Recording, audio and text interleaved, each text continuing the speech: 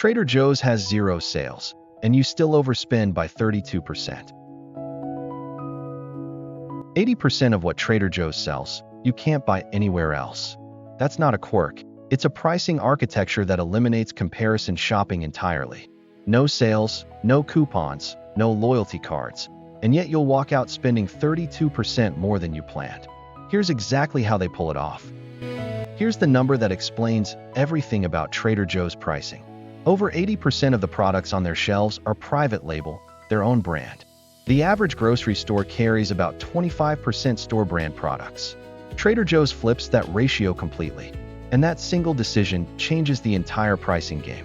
When you pick up Trader Joe's everything but the bagel seasoning, there's no national brand equivalent sitting next to it at a different price. You can't comparison shop. You have no reference point. You either buy it or you don't. This eliminates the one tool shoppers use to judge value, side-by-side comparison.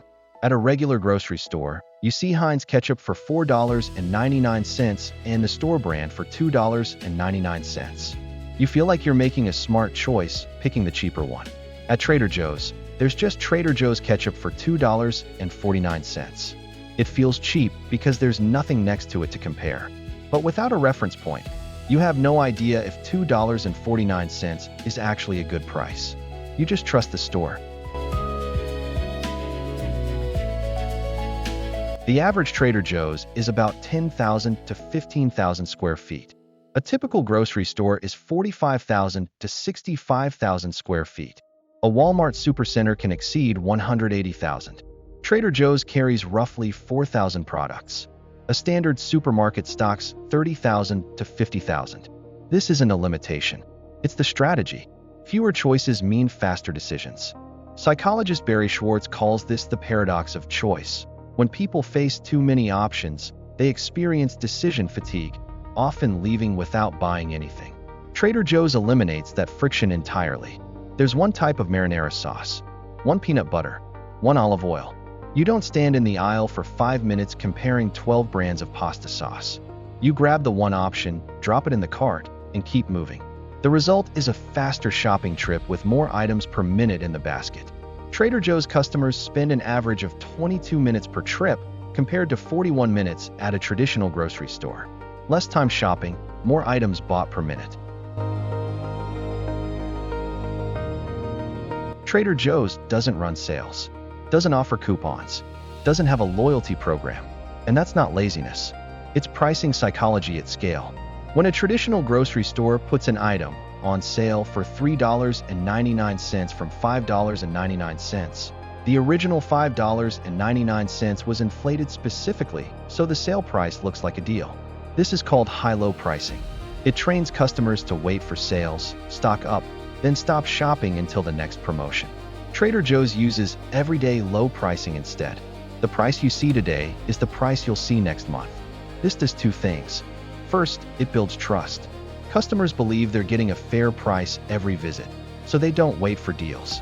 Second, it eliminates the operational cost of running promotions. No weekly flyers, no coupon processing, no loyalty card infrastructure. Those savings go directly back into lower shelf prices. The result is a store where nothing is ever on sale, but everything feels permanently discounted. Customers visit more frequently because there's no incentive to time their shopping around promotions. Walk into a Trader Joe's on any given week, and roughly 15 to 20% of the products are new or seasonal items that weren't there last time. Pumpkin spice everything in October. Cookie butter ice cream in summer. Unexpected Japanese snack mixes that appear for 3 weeks and vanish. This rotation creates artificial scarcity. Customers learn that if they don't buy it now, it may never come back. This is the same psychological trigger that drives limited edition sneaker drops and flash sales. Fear of missing out converts browsers into buyers. The seasonal rotation also keeps the store feeling fresh and exciting despite its small footprint. Customers who shop weekly report discovering something new every single visit. That novelty drives a dopamine response, the same brain chemical triggered by social media scrolling. Every Trader Joe's trip becomes a mini treasure hunt. And treasure hunts are fun. Fun stores get more visits. More visits mean higher annual spending per customer. Here's where the actual cost savings happen.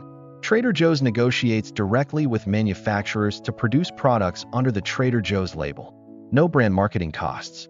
No slotting fees. Those are the payments manufacturers make to get shelf space at traditional grocers, often $25,000 to $50,000 per product per chain. No distributor markups. No advertising spend. A typical national brand spends 15 to 20% of revenue on marketing alone. That cost gets baked into the retail price. Trader Joe's doesn't advertise. No TV commercials. No digital ads. No sponsored social media. Their entire marketing budget goes into the in-store experience, the hand-drawn signs, the Hawaiian shirts, the sample stations.